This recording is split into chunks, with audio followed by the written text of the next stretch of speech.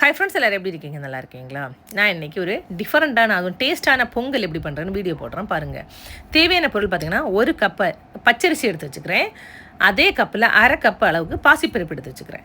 இதை ரெண்டையுமே மிதமான சூட்டில் ஒரு 2 நிமிஷம் கொஞ்சமாக வறுத்து எடுத்துக்கலாம். ரொம்ப வறுக்கக்கூடாது, கொஞ்சம் 2 நிமிஷம் போதும்.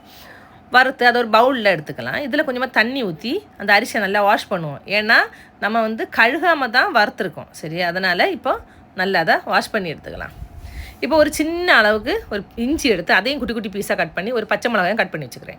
குக்கரை வச்சு அதில் ஆயில் ஊற்றி அந்த கட் பண்ணி வச்சுருக்கேன் இஞ்சி பச்சை மிளகாவை போட்டு கொஞ்சமாக வதக்கி விட்டுட்டு நம்ம வாஷ் பண்ணி வச்சுருக்க அந்த அரிசியும் அதில் போட்டு இப்போ நான் 1.5 கப்பு அரிசியும் பருப்பும் சேர்த்து 1.5 கப்பு எடுத்துக்கிறேன். நான் ஒரு 5.5 கப்பு தண்ணி வைக்கிறேன். அதே அளவில் வச்சு கொஞ்சமாக உப்பும் போட்டு விசிலையும் போட்டு வச்சிடலாம்.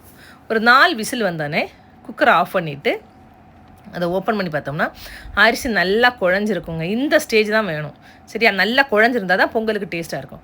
இப்போ தாங்க நம்ம ஒரு ட்ரிக்கு போட போகிறோம். அது என்னென்னு பார்த்தீங்கன்னா, ரவா 2 ஸ்பூன் ரவாயை கொஞ்சம் கொஞ்சமாக போட்டு மிக்ஸ் பண்ணி விட்ருங்க.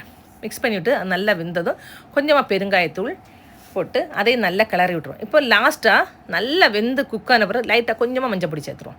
இப்போ கொஞ்சமாக எண்ணெய் ஊற்றி நல்ல மிளகு கடுகு போட்டுற மாதிரி நல்ல மிளகு போட்டணுங்க, அப்போ தான் டேஸ்ட்டாக இருக்கும். அது பிறகு அடுப்பு ஆஃப் பண்ணிவிட்டு கொஞ்சமாக ஜீரகம், அண்டிப்பருப்பு, கருவேப்பிலை போட்டு தாளித்து அதையும் போட்டு நல்லா கிளறி எடுத்தோன்னா டேஸ்ட்டான அதுவும் டிஃப்ரெண்ட்டான ஒரு பொங்கல் ரெடிங்க. நீங்களும் ட்ரை பண்ணி பாருங்கள். இப்போ ஃபைனலாக தான் கொஞ்சமாக நெய் ஊற்றணுங்க.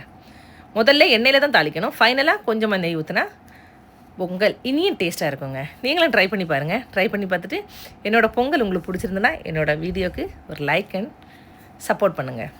தேங்க்யூ.